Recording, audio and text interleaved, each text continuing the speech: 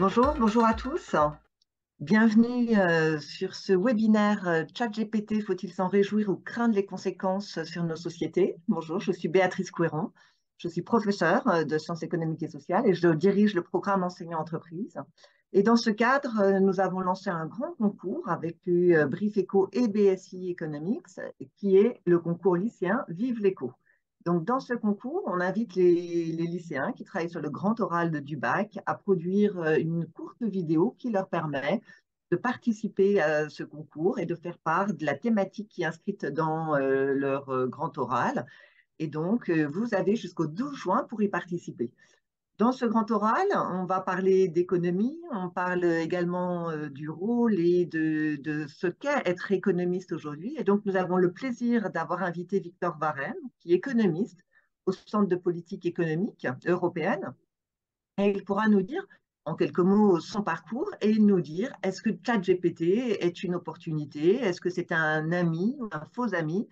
Et comment est-ce qu'on peut aborder en fait la société aujourd'hui, la connaissance à l'aune de ChatGPT? Bonjour Victor Varenne. Bonjour. Ravi et grand merci d'avoir accepté notre invitation. Vous êtes connecté avec les élèves aujourd'hui qui sont dans les classes, qui se sont inscrits pour participer à ce webinaire avec leurs enseignants. Et donc, vous allez pouvoir nous dire, ChatGPT, faut-il s'en réjouir ou en craindre des conséquences sur nos sociétés? Alors, j'invite les professeurs avec leurs élèves à poser leurs questions dans le chat. Je vous les relayerai au fil de la présentation. Et voilà, je vous laisse la parole. Peut-être que Victor, pour commencer, vous pouvez nous rappeler en quelques minutes rapidement votre parcours. Comment devient-on économiste? Qu'est-ce qui vous a incité à devenir économiste? Merci beaucoup pour cette brève présentation et cette question. Donc, en ce qui me concerne, moi, j'ai toujours cherché à comprendre le monde. C'est très simple. Et je pense que c'est d'ailleurs pour ça aussi que vous vous connectez aujourd'hui à cette session. Et donc, j'ai trouvé assez rapidement que la science économique était une belle discipline pour tenter de comprendre les phénomènes sociaux, économiques et historiques. Et c'est ça qui m'a amené à poursuivre des études en économie à Sciences Po et à la Paris School of Economics. Et aujourd'hui à être économiste au Centre de politique européenne, dans le cadre duquel j'ai l'opportunité de rédiger beaucoup d'études qui ont un impact pratique, parce que c'est aussi important pour moi, de dépasser le simple cadre de la science économique pour m'inscrire euh, dans un effort de politique publique plutôt. Voilà. Merci pour ces mots inspirants. Alors, que pensez-vous de ChatGPT en tant qu'économiste? Alors, Alors, on finira, je pense, avec mon opinion sur le sujet, mais au cours de cette présentation, je vais surtout essayer de faire preuve du plus d'objectivité possible, euh, et donc tenter de répondre à cette question en étayant avec des exemples, avec des réflexions qui sont portées actuellement par les économistes pour savoir si effectivement il faut se réjouir ou craindre plutôt les conséquences de ChatGPT sur nos sociétés. Sur ce slide à gauche, on voit ces scénaristes d'Hollywood qui manifestent pour renégocier leurs conditions de travail dans la mesure où ils se sentent menacés par l'arrivée de ChatGPT qui a pour effet probablement de dévaloriser leur métier puisque ChatGPT rend bien plus facile les tâches de rédaction et d'édition qu'auparavant. Donc, il y a autour de l'impact de ChatGPT sur nos sociétés, et pas uniquement au niveau de l'emploi, comme on le verra, mais également au niveau des inégalités, notamment, et même au niveau de l'organisation de la société. On finira avec. Mais par ailleurs, un autre sentiment est très présent dans les médias, c'est l'enthousiasme qui entoure le phénomène. Donc là, je vous ai mis une photo de M. Wang, qui est donc le CEO de NVIDIA. NVIDIA, c'est une entreprise américaine qui produit des puces électroniques pour les ordinateurs. Et donc hier, M. Wang a annoncé la mise en place d'une plateforme pour faciliter l'émergence des intelligences artificielles comme ChatGPT, si vous voulez, en fournissant une quantité de puces bien plus importante que précédemment. Et donc, à l'occasion de cet événement, M. Wang a prononcé cette phrase qui est très éloquente à mon avis. Tout le monde peut programmer maintenant. Tout le monde peut désormais devenir un développeur simplement en utilisant sa voix.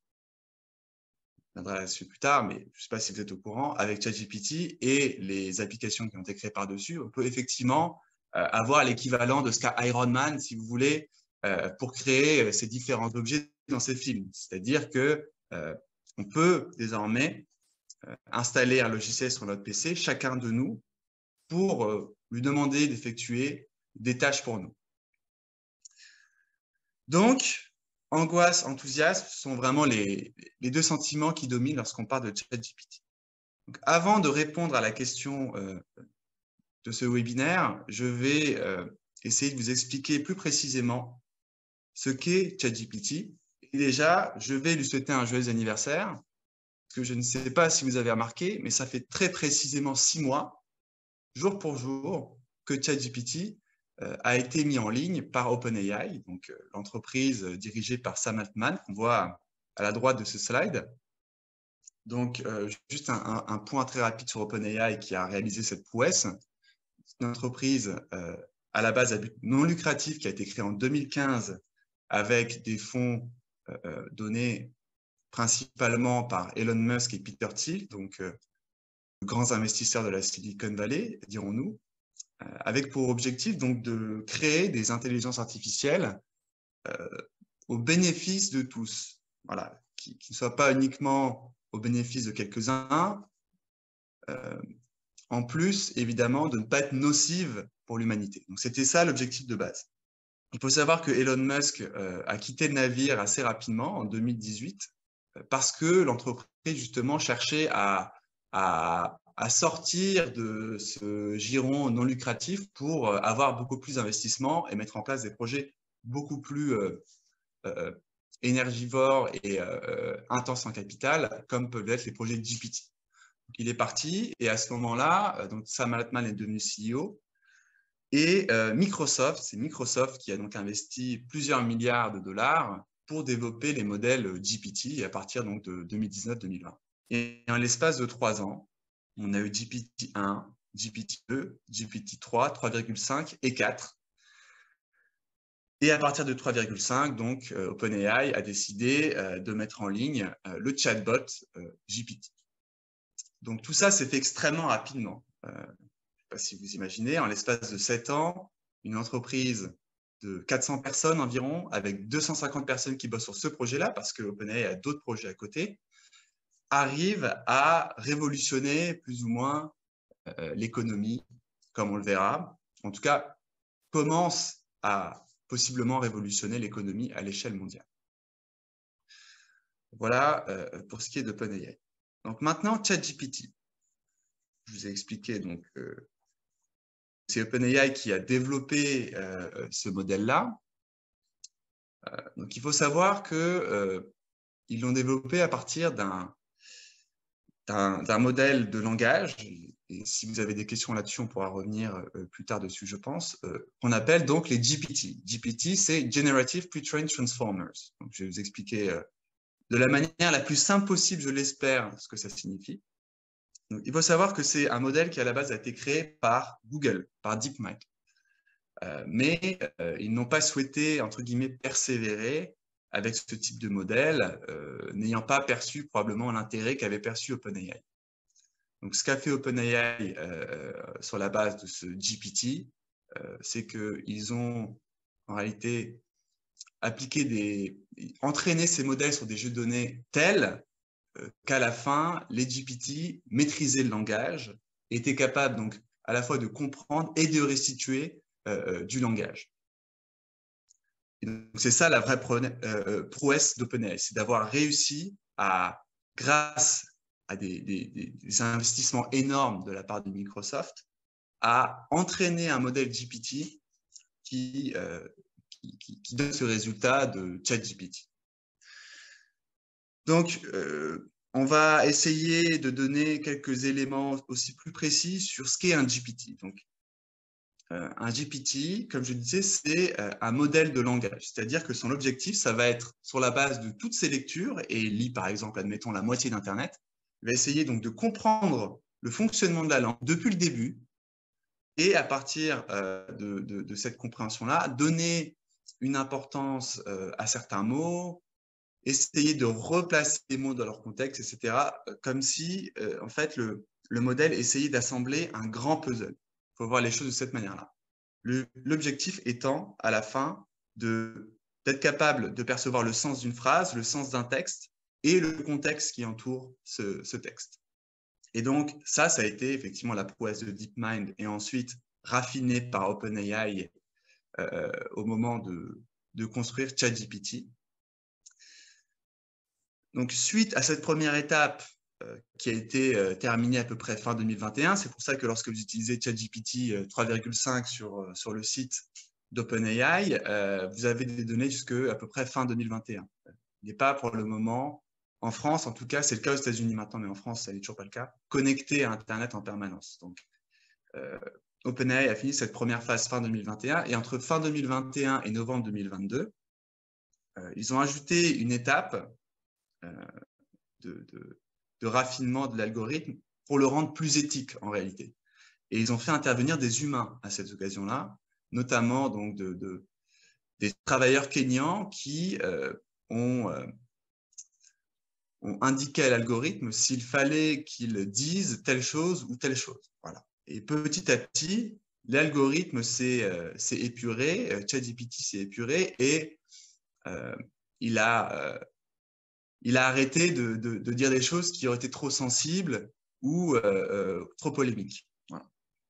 Et donc, ça a été l'une des critiques qu'on a pu formuler à son égard, mais aux yeux d'OpenAI, c'est extrêmement important, justement, pour rester aussi dans cette ligne directrice qu'ils avaient fixée depuis le début, qui était donc de produire des intelligences artificielles qui soient vraiment bénéfiques à l'humanité, etc., etc. Et donc, on arrive à ce ChatGPT le 30 novembre 2022. Si vous avez besoin de plus d'informations sur ce qu'est le machine learning et les modèles de langage, on pourra revenir dessus plus tard. Je vous ai mis ce graphique à droite qui n'est pas très informatif, mais qui montre qu'en réalité, les algorithmes de machine learning qui se font donc sur des réseaux neuronaux, ça a été ça la grande percée en intelligence artificielle il y a une dizaine d'années, voilà, reproduisent en fait le fonctionnement du cerveau humain. Et c'est pour ça que on a eu des succès dans l'intelligence artificielle qu'on n'avait pas eu auparavant. Parce qu'auparavant, les chercheurs s'étaient orientés vers, entre guillemets, d'autres chemins de recherche. Alors, Donc Victor, voilà, oui, on passe à la présentation. Ne vous inquiétez pas.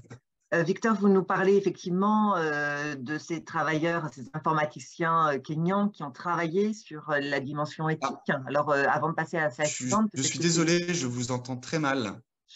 Alors, je poserai la question. Vous m'entendez pas, Victor? Si, là, je vous entends de nouveau, mais Oui, ça a coupé brièvement. oui, je disais, vous nous parlez de la phase éthique qui a été confiée à des travailleurs kenyans.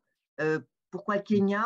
Un avantage comparatif, voilà, avant de passer à la slide suivante, peut-être que c'est intéressant. Oui, alors si vous voulez, je n'ai pas toutes les explications en la matière.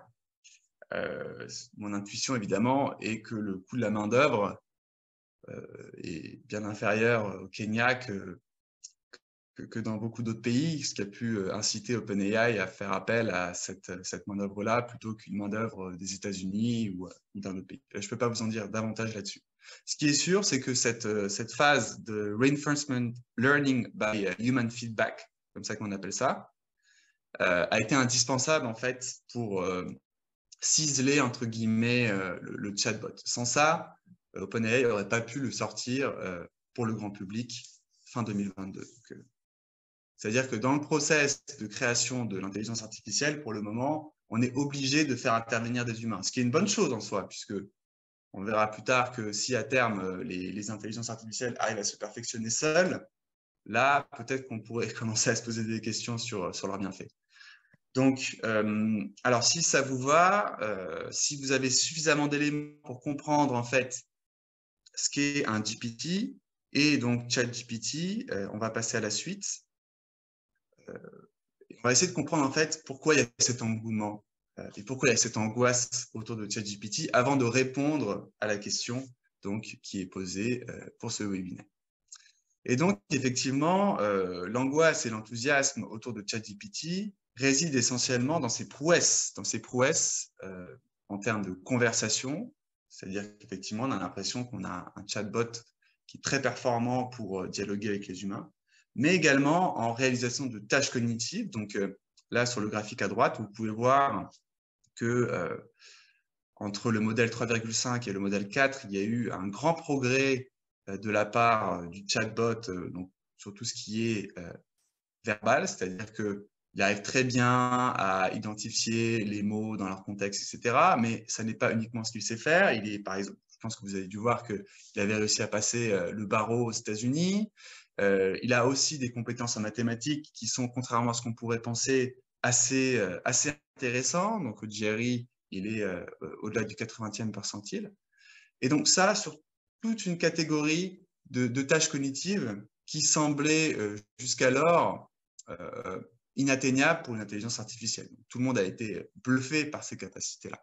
Est-ce que pour autant, on peut dire qu'il s'agit d'une véritable intelligence artificielle? Alors, là, c'est une question d'interprétation, mais le consensus, de plus en plus, tend à penser que non, dans la mesure où si une intelligence artificielle devait être une intelligence déjà qui peut avancer seule, ici, évidemment, ça n'est pas le cas, puisque ChatGPT n'a pas la capacité de se fixer lui-même, des objectifs. Donc ça reste typiquement du ressort de l'humain, c'est-à-dire que voilà, demain, on ne peut pas avoir ChatGPT qui décide de lancer une guerre contre tel ou tel pays, par exemple. Voilà, de ce point de vue-là, on peut être rassuré. Et donc, deuxièmement, ce qui fait que ChatGPT n'est pas probablement une intelligence artificielle générale, c'est le fait qu'évidemment, ChatGPT ne comprend strictement rien au monde physique et à l'expérience humaine. Donc, on reste au final très loin des capacités d'intelligence humaine. D'ailleurs, ce qui est intéressant, c'est qu'effectivement, ChatGPT est fort pour un certain nombre de tâches cognitives, mais très, très mauvais, évidemment, pour des tâches très simples pour nous les humains, c'est-à-dire balayer devant une porte, faire le ménage, etc. Voilà, ChatGPT, pour le moment, est très loin de savoir faire ce genre de choses. Si on arrive à allier robotique et ChatGPT, et donc aussi ses descendants, on va dire, d'ici quelques années, peut-être qu'on verra les choses différemment. Et pour le moment, ça n'est pas le cas. Bon, malgré tout, un potentiel énorme. Donc, dans ce cadre-là, il convient de se poser la question suivante, à laquelle je vais tenter de répondre durant le reste de la présentation. Donc, quels impacts positifs et négatifs probables? Je dis bien probables, puisque évidemment, je n'ai pas de boule de cristal et je ne peux pas tout savoir sur ce qui va arriver, sachant qu'il peut y avoir de nouvelles innovations, etc. Mais on va quand même essayer de réfléchir aux impacts positifs et négatifs à court, moyen et long terme sur 4 ou 5 variables macro vitales, que sont donc la productivité et la croissance, l'inflation, l'emploi et les inégalités. Et on terminera en essayant d'imaginer ce que peuvent faire les États aujourd'hui ou les directions que peuvent prendre les États aujourd'hui pour essayer donc de répondre au mieux aux enjeux que pose ChatGPT pour la société. Donc tout d'abord, on va essayer de comprendre un peu mieux à quoi on a affaire en termes de hausse de productivité. Eh bien, c'est phénoménal. C'est vraiment phénoménal. Et c'est peut-être pour ça qu'on peut parler de révolution industrielle. Donc, je vous ai mis à droite un graphique qui est tiré d'un papier du MIT qui est sorti, je pense, en mars dernier, et qui montre que lorsque on donne ChatGPT à un groupe d'élèves qui est chargé de rédiger et d'éditer des documents, on a une hausse de la productivité de 37% et une hausse de la qualité des résultats de 20%. Donc, ces deux chiffres en soi peuvent ne pas vous étonner, mais admettons qu'on puisse généraliser ce chiffre de 37% à l'échelle d'un métier, à l'échelle d'un secteur. Qu'est-ce que ça veut dire? Typiquement, ça peut vouloir dire qu'on va effectuer en 3 jours ce qu'on faisait auparavant en 5 jours. Alors, est-ce que c'est l'opportunité de réduire la semaine de travail à 3 jours, alors qu'avant, on était à 5 jours? Voilà. Pour vous donner un ordre d'idée de ce que ça représente. Donc, c'est quand même une hausse de productivité, si elle se généralise, qui est absolument phénoménale et qui, à mon sens, justifie le qualificatif de révolution industrielle lorsqu'on parle de ChatGPT et des modèles de langage en général. Donc, certains économistes se sont déjà penchés sur l'impact de ces hausses de productivité sur l'économie à un peu plus long terme. Et donc, à horizon 2030 déjà, Goldman Sachs envisage une hausse de PIB mondial de 7% par rapport au scénario dans lesquels il n'y avait pas de ChatGPT. Donc, encore une fois, on a affaire à une hausse vraiment très importante du PIB grâce à la productivité accrue des entreprises qui vont pouvoir réinvestir, qui vont pouvoir donc développer de nouvelles activités, de nouvelles valeurs ajoutées sur la base de cette productivité accrue. Donc ça, c'est pour les scénarios à moyen terme, on va dire, c'est-à-dire d'ici 2030, ce que moi j'appelle le moyen terme. Et à très long terme, en admettant qu'on arrive à perfectionner encore tous ces outils d'intelligence artificielle, que ce soit avec des modèles de langage ou de nouveaux modèles, qui sait, depuis très longtemps, les informaticiens aiment parler de singularité. Donc, je vais vous en parler très brièvement, on passera à autre chose après. La singularité, c'est l'idée qu'effectivement, à un moment, les machines seront capables de se perfectionner elles-mêmes et donc parviendront à accélérer encore davantage le progrès technologique. On dirait que c'est de la science-fiction, dit comme ça. Peut-être. Je ne peux pas savoir, évidemment. Encore une fois, je n'ai pas de boule de cristal. Néanmoins, c'est une idée qui reste très présente. Et lorsqu'on voit donc les hausses de productivité liées à l'introduction d'un seul outil, on peut légitimement se poser la question à très long terme. Donc ça, c'est pour les aspects positifs. S'agissant des aspects négatifs, là, je voudrais mettre en avant le fait que, comme avec les ordinateurs, il est très probable, malheureusement à ce stade, que les bénéficiaires de cette croissance et de ces hausses de productivité soient essentiellement les détenteurs de capital qui vont pouvoir investir dans les intelligences artificielles au détriment des travailleurs. C'est ce qui explique notamment le fait qu'aux États-Unis, depuis les années 80, on a un recul massif de la classe moyenne, c'est-à-dire qu'on a une paupérisation de la classe moyenne, si vous voulez, et une classe de détenteurs du capital et de travailleurs qui sont complémentaires avec la technologie, avec les ordinateurs et donc maintenant avec l'IA, qui arrivent à tirer leur épingle du jeu. Donc, il est très probable que dans le cadre de l'introduction, de la diffusion de ChatGPT et de ses descendants, on arrive à un résultat similaire. Donc, quel effet tout ça aura sur l'inflation? Eh bien, dans la mesure où, effectivement, on devrait avoir une automatisation des tâches accrues, cela va se faire donc au détriment des travailleurs, comme je disais précédemment, ce qui devrait réduire les coûts salariaux pour les entreprises et donc leur permettre de ne pas augmenter leur prix, c'est-à-dire produire autant pour le même prix, mais avec des coûts salariaux moindres, puisqu'on aura remplacé quelques employés par une intelligence artificielle. Donc, il n'y aura probablement pas de tension à court terme, tout du moins, je dirais même à moyen terme, liée à l'intelligence artificielle sur le marché du travail. C'est-à-dire que les travailleurs, malheureusement, donc ça c'est l'aspect négatif, n'auront pas de marge de manœuvre pour exiger des salaires plus élevés. Donc, on ne devrait pas avoir une inflation qui monte, mais plutôt une inflation qui baisse, voire, et donc là, ça commence à être problématique pour l'économie, une déflation. Une déflation qu'on a pu observer d'ailleurs aussi, encore une fois, avec l'introduction des ordinateurs et la mondialisation qui a eu un impact à la baisse sur des travailleurs, certains travailleurs en tout cas en Occident, depuis les années 90. Donc, une inflation qui ne devrait pas, en tout cas à court et moyen terme, être impactée à la hausse par l'intelligence artificielle. À long terme, c'est plus dur à dire.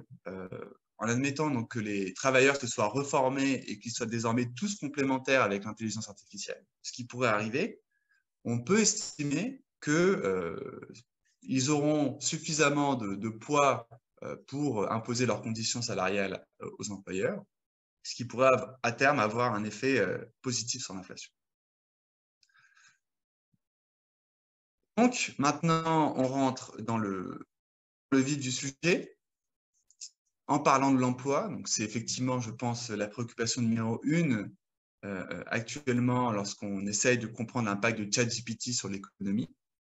Donc, comme il y a beaucoup de choses à dire, j'ai séparé le positif du négatif. Je commence avec le positif quand même, puisqu'il y a évidemment beaucoup de positifs, hein, comme à chaque révolution industrielle. Et je finirai avec le négatif et aussi avec un bilan du positif et du négatif. Donc, tout d'abord, le positif.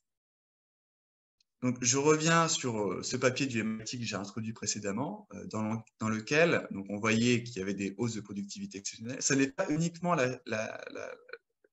ce n'est pas le seul enseignement qu'on peut tirer de ce papier.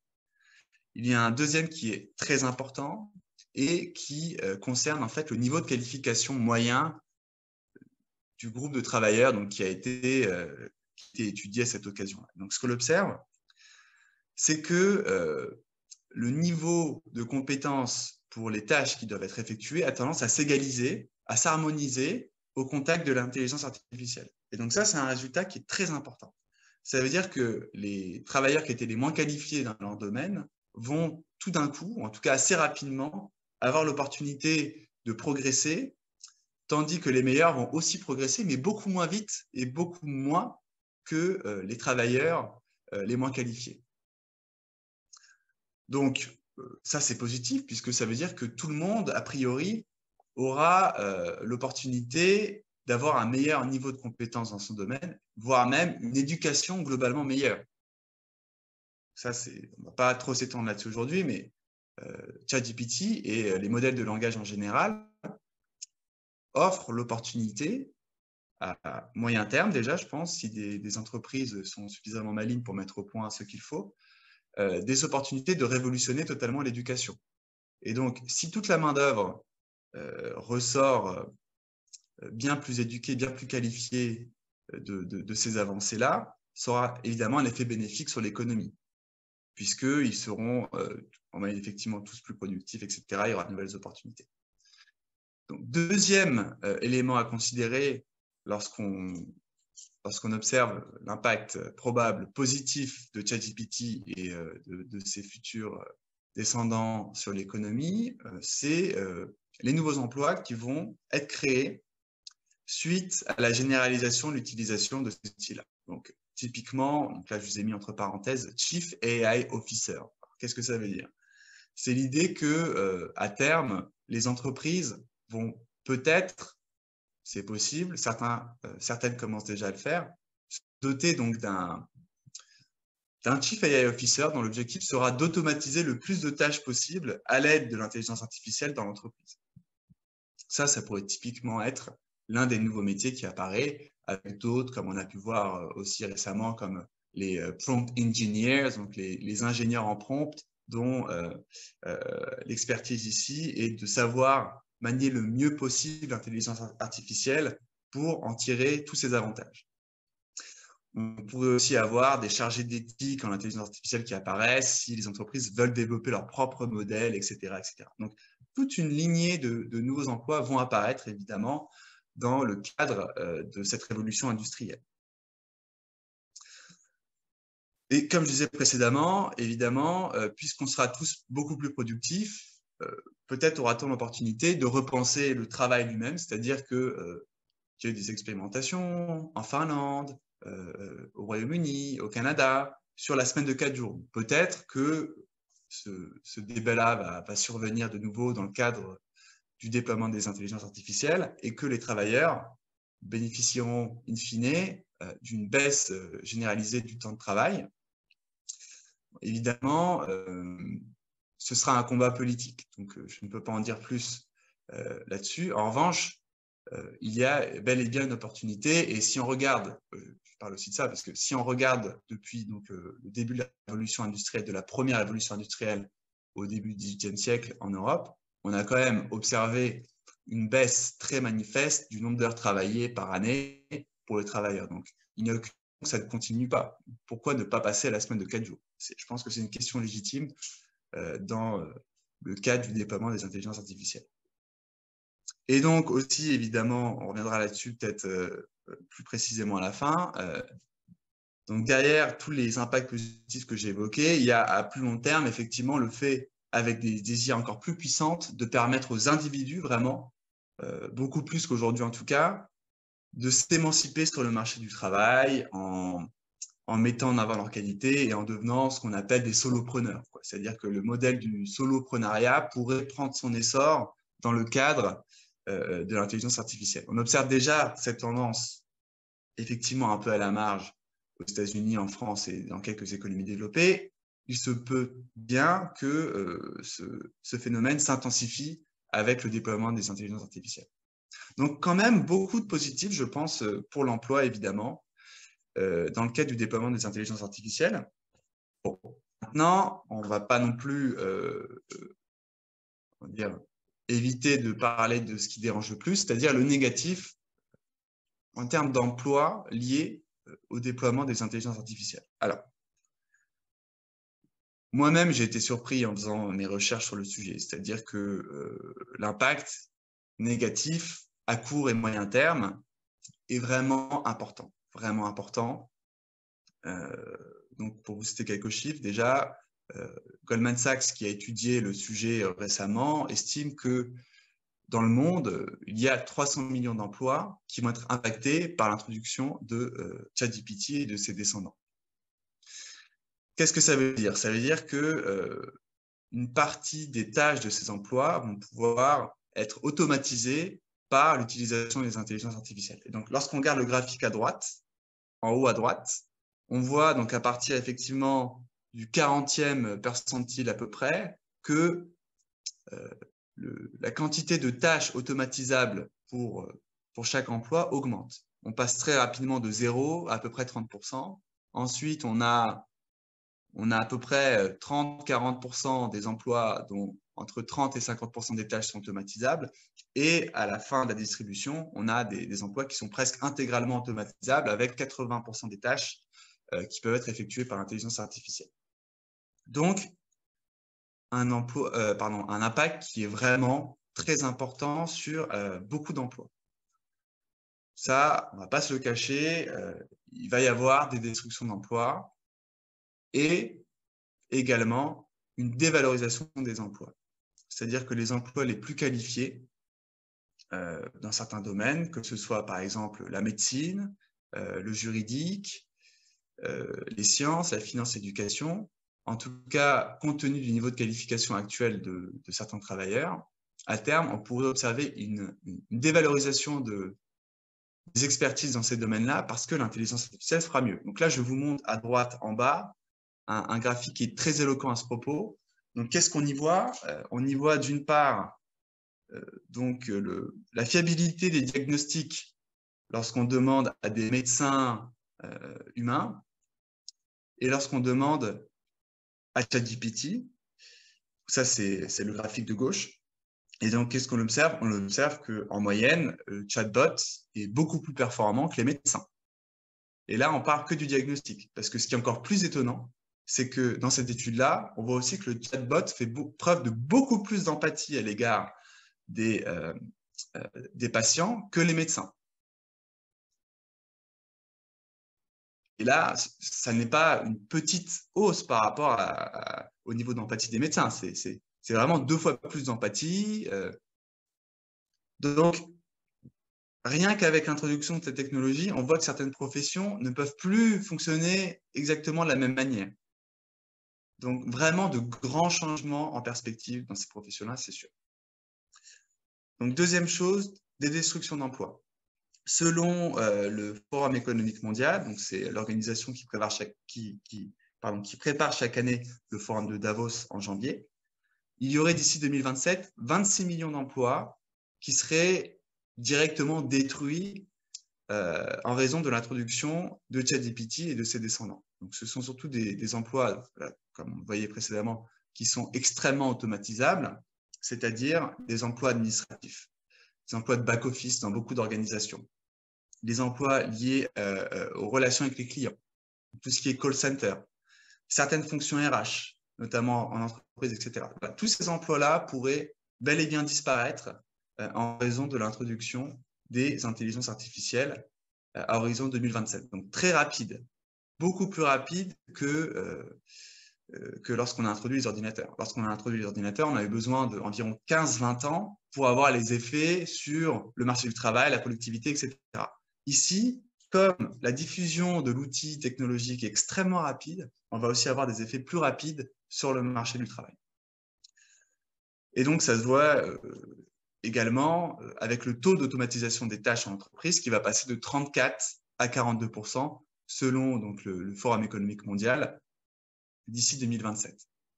Voilà. Donc, il y a quand même effectivement une crainte qui est légitime à cet égard-là.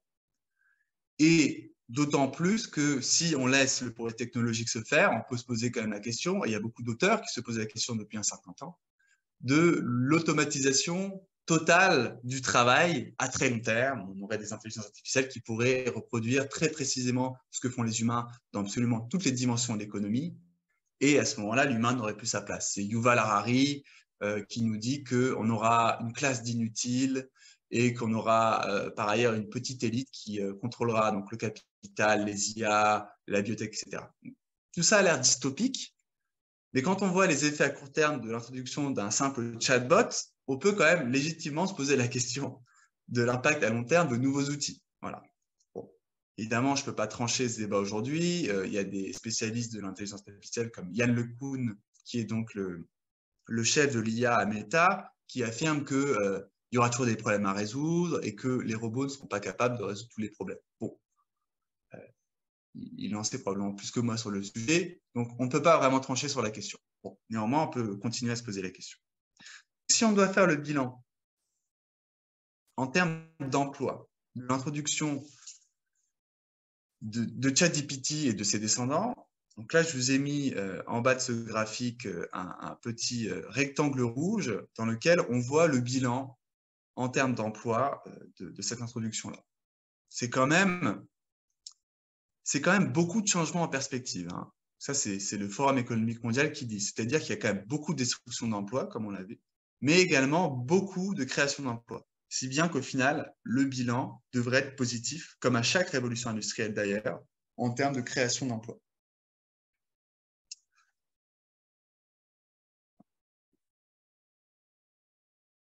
Donc, ça pose quand même la question, évidemment, des inégalités économiques et sociales dans nos sociétés. Donc, ce dont j'aimerais parler désormais, c'est vraiment le choix auquel les sociétés vont être confrontées dans le cadre du déploiement de l'intelligence artificielle, car il s'agit d'un choix.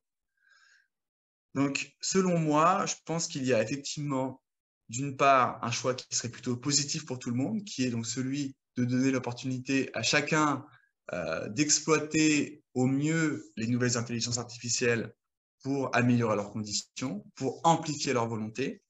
Et donc, dans ce cadre-là, il faudrait effectivement probablement repenser la société presque de fond en comble, en commençant par le système éducatif et le monde du travail, pour faire naître une société qui serait probablement à la fois plus égalitaire et qui permettrait aux individus de s'épanouir plus facilement grâce aux intelligences artificielles. Donc ça, c'est une possibilité. Donc, dans ce monde à long terme, on peut estimer que le niveau d'inégalité ne sera pas nécessairement plus important qu'aujourd'hui, voire qu'il sera moins important. Et la deuxième possibilité, qui malheureusement, je pense, est le monde vers lequel on peut se diriger si on ne fait rien, c'est donc d'une part, à court terme et moyen terme, un grand ajustement sur le marché du travail qui va avoir des effets négatifs sur les inégalités. Donc, s'il y a plus de gens au chômage à cause de l'intelligence artificielle et que les nouveaux emplois sont des emplois très qualifiés auxquels les gens qui n'ont plus d'emploi actuellement ne peuvent pas accéder, ça va nécessairement faire augmenter le niveau d'inégalité. Et à long terme, si cette dynamique s'intensifie, parce qu'on va introduire de nouvelles intelligences artificielles, etc., malheureusement, on se retrouvera dans un monde à la Harari, c'est-à-dire un monde dans lequel, effectivement, on peut avoir une classe dominante qui dispose de tout capital, etc., et une classe, entre guillemets, de consommateurs relativement inutiles, de tiers-État. Moi, j'appelle ça le retour du tiers-État, parce que quand on imagine un monde comme ça, on voit effectivement une infime minorité, une espèce de noblesse qui détient la plupart des ressources et une masse gigantesque d'individus qui bénéficient des IA, effectivement, mais qui n'a pas nécessairement l'opportunité d'exister pleinement pour autant. Donc, il y a quand même un grand débat à avoir, je pense, à partir de maintenant, ça commence à être vraiment pertinent d'avoir, sur les choix qu'on va prendre pour faire en sorte de ne pas aboutir à un système qui est trop inégalitaire dans le cadre du déploiement des intelligences artificielles. Donc, un grand point d'interrogation sur la suite. Ce qu'on peut souligner quand même, c'est que pour la première fois dans l'histoire de l'humanité, on peut avoir une révolution industrielle qui bénéficie beaucoup plus aux individus que les précédentes. C'est ce qu'essaie de montrer ce graphique, c'est-à-dire que durant les 3 premières, c'est effectivement les détenteurs de capital qui, la plupart du temps, ont tiré le plus grand bénéfice des révolutions industrielles. Ça a été ensuite corrigé par certaines politiques publiques, donc typiquement sécurité sociale, etc., après la Seconde Guerre mondiale en France. Aujourd'hui, les choses sont différentes. Comme on l'a vu typiquement tout à l'heure avec cette étude du MIT, on voit que l'intelligence artificielle, en tout cas celle qu'on a aujourd'hui, permet d'égaliser les compétences dans un certain nombre de domaines. Donc, c'est probablement un outil qui va donner effectivement du pouvoir à n'importe quel individu. Il nous revient aujourd'hui de vraiment réfléchir à la meilleure manière de mettre ce système-là en place pour éviter qu'une fois de plus, ce soit les détenteurs de capital qui tirent le plus grand bénéfice de ces évolutions-là. Bon. On a un souci malgré tout, c'est que pour que ces choix soient les plus pertinents possibles, il faudrait qu'ils soient pris au niveau mondial, dans un forum de type G7, G20, etc. Bon, il s'avère que, là, vous pouvez voir que les populations des États les plus développés ont des avis très divergents sur l'impact de l'intelligence artificielle sur leur vie. Et donc, qu'est-ce que ça veut dire? Ça veut dire qu'il sera probablement difficile, au moins à court terme, de mettre tout le monde d'accord sur un cortège de règles à appliquer pour faire en sorte que les IA bénéficient à tous, qu'elles ne soient pas nocives et donc qu'elles ne nous dirigent pas vers le monde dystopique que j'ai décrit précédemment. Malgré tout, qu'est-ce que le régulateur peut faire pour que nous choisissions vraiment le bon chemin pour développer l'économie du futur? Donc déjà, à court et moyen terme, ce que peut faire l'État, c'est encadrer le développement des IA. Typiquement, Sam Altman, le PDG d'OpenAI, est le premier, étonnamment, à défendre l'idée d'une régulation des IA. Lui, ce qui l'intéresse essentiellement, c'est ce dont je viens de parler. C'est-à-dire que les États arrivent à se mettre d'accord sur un cortège de règles que les entreprises qui vont développer les IA pourraient appliquer pour éviter que les IA soient nocives et qu'elles opèrent au bénéfice de tous. Bon, il s'avère que les tentatives de régulation en la matière ont des approches vraiment différentes. C'est-à-dire que l'Union européenne, typiquement, n'a pas du tout cette approche de définir un certain nombre de règles qui vont permettre aux entreprises qui développent les IA de les développer. Au contraire, l'idée, c'est simplement de sanctionner les IA qui ne respecteraient pas les règles qui ont été établies donc, dans la loi qui est en train d'être votée actuellement au Parlement européen. C'est-à-dire que voilà, les IA les plus risquées, selon les critères définis par l'Union européenne, n'auraient pas le droit d'être utilisés par les utilisateurs européens, les consommateurs européens. En Chine, on n'a pas non plus de governing paper comme le souhaiterait Sam Altman. On a plutôt des règles qui interdisent, par exemple, les IA de porter atteinte au régime politique. On n'a pas le droit de critiquer Xi Jinping, etc., etc. Donc, des règles encore un peu différentes. Et donc, à long terme, que faut-il faire pour gérer de manière réglementaire l'impact des IA sur les économies et les sociétés? Énormément de choses à faire, parce qu'on a vu que c'est un changement quand même de paradigme qui s'annonce. Ce qu'on peut faire dans un premier temps, c'est, puisque les parcours professionnels vont probablement être encore plus heurtés qu'à l'heure actuelle, il faut accentuer on va dire la flexi-sécurité des systèmes sociaux qui entourent le parcours du travailleur. On va faire en sorte de protéger le plus possible aux travailleurs, donner l'opportunité donc de se développer sans protéger nécessairement l'emploi qui pourrait très rapidement se retrouver automatisé par l'introduction d'une nouvelle intelligence artificielle. On peut aussi réfléchir dans ce monde-là à éventuellement fournir à chaque individu un moyen de subsistance de manière relativement automatique. Donc, c'est aussi Sam Altman qui défend cette idée-là, c'est-à-dire un revenu universel qui serait par exemple indexé sur le PIB, ça c'est son idée, et qui pourrait permettre donc à chaque individu de disposer des besoins de subsistance minimaux pour ensuite développer ce qu'il souhaite développer. Ça pourrait aussi prendre la forme d'un patrimoine universel, c'est-à-dire qu'on attribue par exemple à de jeunes gens une somme d'argent au début de leur vie professionnelle pour lancer leur projet, etc. Et enfin, pour résoudre le problème des biais éthiques liés aux intelligences artificielles, il sera peut-être utile de rendre publiques toutes les bases de données sur lesquelles les intelligences artificielles s'éduquent.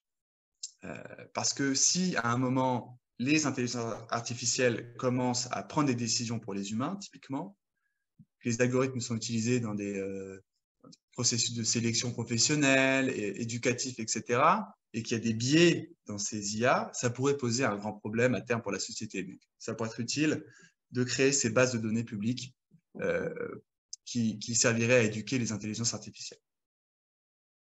Donc, je vais juste conclure rapidement, j'ai un peu de retard, je suis désolé. Faut-il craindre ou faut-il se réjouir de ChatGPT? Donc, je pense que ma présentation vous a vraiment montré le bon et le mauvais, l'angoisse et l'enthousiasme. Donc, moi-même, je suis partagé par ces deux sentiments. Néanmoins, je pense que très clairement, il faut surtout accentuer les bénéfices que les IA peuvent avoir pour l'humanité, ce qui peut être exceptionnel. Deuxièmement, il faut garder à l'esprit qu'on ne peut pas arrêter la dynamique actuelle, c'est-à-dire que voilà, on a eu une tentative de mise en place d'un moratoire donc avec Elon Musk et compagnie il y a quelques mois, ça n'a absolument pas fonctionné. Pourquoi? Parce que maintenant l'IA, c'est la compétition économique internationale et qu'on ne peut rien faire pour l'arrêter, évidemment. Donc, dans ce cadre-là, la meilleure chose à faire est effectivement de prendre le train de l'IA en marche, sans pour autant manquer de discernement, c'est-à-dire mettre en place les bons outils, développer les bons projets et encadrer son déploiement avec la mise en place de règles étatiques. Et donc, dans la mise en place de ces règles étatiques, vraiment, je réinsiste là-dessus. Donc, il ne faut pas laisser le pouvoir aux entreprises privées et il faut surtout avoir les bonnes idées en tête, vraiment garder ce cap de créer une économie autour de l'IA qui soit au bénéfice de tous et pas au bénéfice de certains. Car ce sont vraiment les idées qui prévalent in fine et pas les intérêts privés. C'était la phrase de Keynes que je trouvais assez intéressante en la matière. Donc, voilà, c'est-à-dire que on n'est pas démunis face à ce phénomène-là. Il y a vraiment des choix sociaux, des choix politiques à prendre et il faut les investir pour que ça aille dans la bonne direction. Et donc, je terminerai avec cette phrase d'Acemoglu aussi, donc dans son dernier livre, qui est très intéressante, je pense, à cet égard. Ces choix-là sont effectués par les gens puissants, donc ce sont les grands États et donc certains chefs d'entreprise. Donc, c'est à nous, encore une fois, de les influencer le plus possible avec les réseaux, avec nos moyens, afin que les bonnes décisions soient prises pour faire avancer la société dans le bon sens. Voilà. Je vous remercie. Merci beaucoup, Victor. C'est absolument passionnant et ça ouvre effectivement le champ à des très nombreuses questions. Alors, pendant que je vais vous poser quelques questions, j'invite aussi les élèves à poser les leurs dans leur chat. Et déjà, Baptiste vous demande, Victor, pensez-vous que la semaine de 15 heures de Keynes sera possible avec les IA? Alors, je ne sais pas si vous connaissez Tim Ferriss, qui est donc un entrepreneur américain qui avait sorti ce livre qui s'intitulait La semaine de 4 heures. Peut-être qu'on va arriver à 4 heures, qui sait. Ce qui est sûr, c'est que on observe ce mouvement continu depuis 2 siècles de réduction du temps de travail. Donc, en toute logique, on va se poser la question, tous ensemble à un moment, de savoir s'il faut réduire pas cette semaine de travail. Donc, comme je disais, ce sera un combat politique. Est-ce que c'est possible d'avoir 15 heures? En soi, tout est possible. Tout est possible. Si à long terme, on arrive à automatiser, admettons, 99% du travail humain, je vois difficilement comment on pourrait continuer à travailler 70 heures par semaine. Après, évidemment, il revient à chacun de prendre ses propres décisions en la matière, mais à un niveau donc, on va dire social, sociétal, il pourrait faire sens donc, de réfléchir à réduire le temps de travail à l'année, à la semaine. Faudrait voir les modalités, évidemment, mais ça me semble être un bon débat. Alors justement, sur à chacun de voir, Mélisse nous pose la question, est-ce que ChatGPT est capable d'influencer les décisions humaines? Oui, alors ça, je ne vais pas trop parler de ce genre de choses aujourd'hui parce qu'on est passé un peu le cadre de l'économie. Mais effectivement, ChatGPT, comme tout objet technologique, a la capacité d'influencer les décisions humaines, mais également, de manière plus générale, la psyché humaine, si vous voulez. Mais ça n'est pas un phénomène nouveau. C'est-à-dire qu'on est déjà entouré d'intelligence artificielle depuis une dizaine d'années environ. On ne le perçoit pas nécessairement, mais lorsqu'on est, par exemple, sur un réseau social et qu'on nous propose du contenu, c'est du contenu personnalisé. C'est-à-dire qu'on a des algorithmes d'intelligence artificielle derrière qui nous proposent ce contenu-là.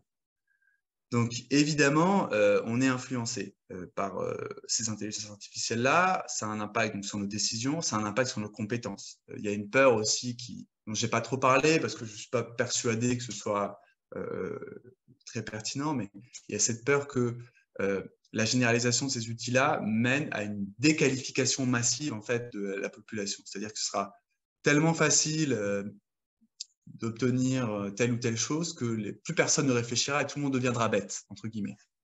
Bon, je suis pas persuadé que ce soit le cas. Donc oui, effectivement, les IA nous influencent et ont un impact sur notre cerveau de manière plus large. Après, encore une fois, il nous revient de ne pas se faire dominer par les algorithmes, mais justement d'en faire un outil à notre service. Et c'est un peu le message de cette présentation aujourd'hui, c'est que tout est question de choix. Et c'est vraiment le grand choix dont je parle aujourd'hui, qui est un choix politique à mon avis, c'est-à-dire soit effectivement se laisser influencer, dominer par les algorithmes à long terme, soit en faire un outil pour notre propre volonté, pour permettre à chacun donc d'atteindre les objectifs de l'humanité qui sont, selon M. Harari, que j'apprécie comme vous avez dû comprendre, donc la béatitude, le bonheur permanent, l'immortalité, l'omniscience. Voilà. Ce sont des outils qui peuvent nous servir à ça. Mais il ne faudrait pas qu'ils ne servent qu'à quelques-uns. Voilà. Alors justement, une autre question aussi très importante qui a été posée par Baptiste, l'instauration d'un revenu universel ne favorise-t-elle pas l'oisiveté, la perte de capital humain à plus long terme? Qu'est-ce que vous en pensez? Encore une fois, je pense qu'il n'y a pas de réponse tranchée à cette question. En tout cas, certains systèmes sociaux des pays développés ont mis en place, en tout cas, ont essayé d'expérimenter ce type de dispositif pour leur population et il ne me semble pas que ça ait nécessairement posé de grands problèmes en termes de déqualification, en termes d'oisiveté, etc. etc. Je ne suis pas sûr qu'en fait, ce soit vraiment la variable à observer pour mesurer l'oisiveté ou la déqualification des individus. Comme je disais précédemment, voilà, on est entouré d'algorithmes, etc. Est-ce que ce qui est le plus pertinent lorsqu'on veut essayer de savoir si les gens vont continuer à être oisifs et, euh, et s'ils vont devenir bêtes, probablement pas le revenu universel qui va les mener dans cette direction-là. C'est mon avis personnel sur la question. Moi, la question que j'ai envie de vous poser quand même aussi, c'est en quoi c'est un problème? C'est-à-dire qu'à un moment, si l'histoire a un sens, est-ce que ça n'est pas ce sens-là? C'est-à-dire permettre à l'humain d'avoir plus de temps libre pour qu'il puisse exercer ses hobbies, etc., etc. Si on arrive à automatiser 99% des tâches des individus, bon, certains disent qu'on aura toujours des problèmes à résoudre, que résoudre tous nos problèmes actuellement, ça va créer de nouveaux problèmes. C'est possible, c'est possible. et donc que l'humain sera nécessaire. Mais admettons qu'on arrive quand même dans une société à la Wall-E, potentiellement, où la plupart des tâches peuvent être réalisées par des machines. Qu'est-ce qui reste à l'humain? Il reste l'humain, c'est-à-dire l'art, peut-être aussi un peu la science. C'est peut-être ça la finalité, au final, de cette dynamique technologique qui a été enclenchée il y a quelques siècles.